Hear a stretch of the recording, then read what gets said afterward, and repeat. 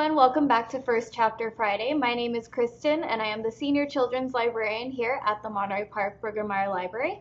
And today I will be sharing with you the first chapter of From the Desk of Zoe Washington, written by Janae Marks. Let's get into it. Chapter 1. The day I turned 12, I was certain it'd be my favorite birthday yet. But then I got the letter.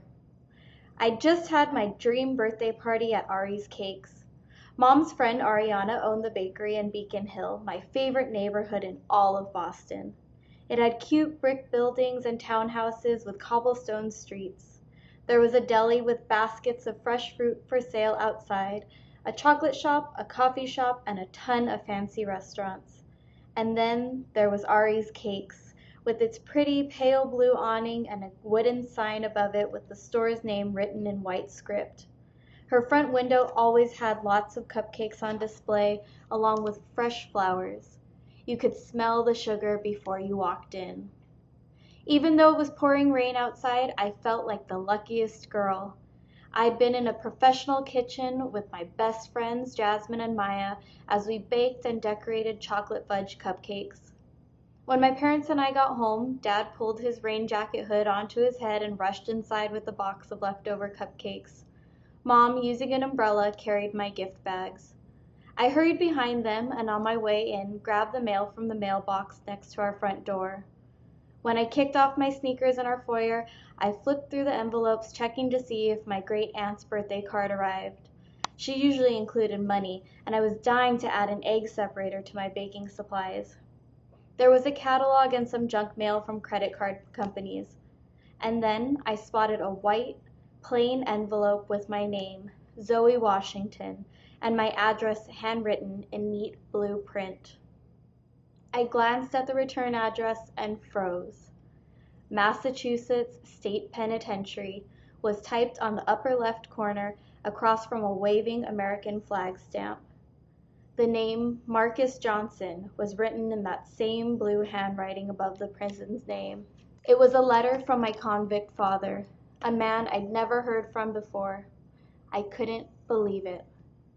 Just like that, my birthday didn't matter anymore. The envelope slipped from my fingers, landing on the floor. My dog Butternut ran over and started licking it, but I snatched it up and dropped it onto the table next to the front door. Why would Marcus write to me? Why now? I only owned one picture of him which Grandma had given me since Mom would never approve. It was one of Mom's pictures that Grandma had saved from when Mom and Marcus were high school sweethearts. I'd hidden the picture between the pages of one of my journals. In it, Marcus was at a Boston Celtics game wearing a team sweatshirt and a huge smile.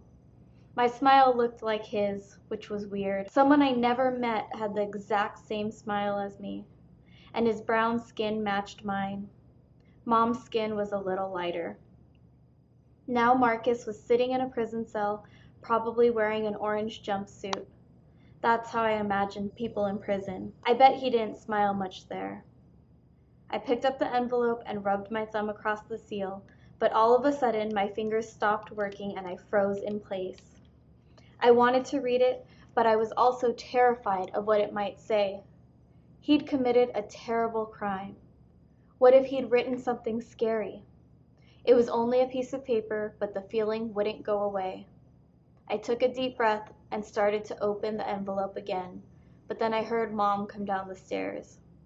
I knew it was Mom and not my stepdad Paul because she was humming a song, which she did a lot, especially in front of the bathroom mirror when she was putting on makeup.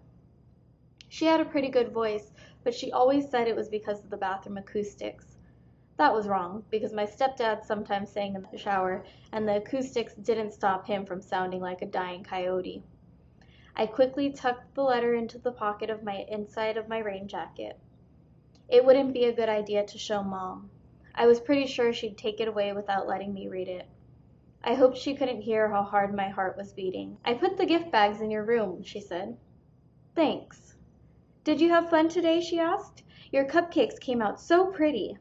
"It was amazing," I told Mom. But now I couldn't focus on how amazing it was, not with Marcus's letter taking up so much space in my brain.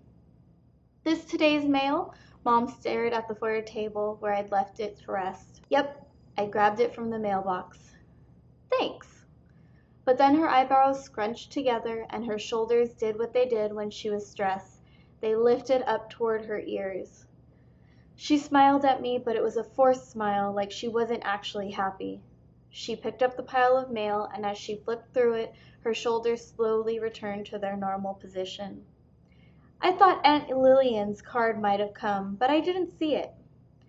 I swallowed hard, thinking of the letter that had come. I wondered if I should tell Mom about it. But what if it made her upset or mad? She didn't like to talk about Marcus. Mom smiled at me for real. It'll come.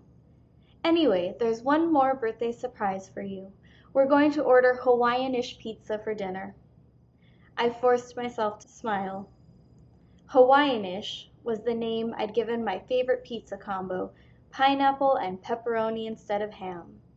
Since my mom and stepdad thought it was gross, we usually only got those toppings on half a pie. Sounds great. I cleared my throat. I'm going to go to my room and, put my gifts away. It was a total lie, but that's not what Mom noticed.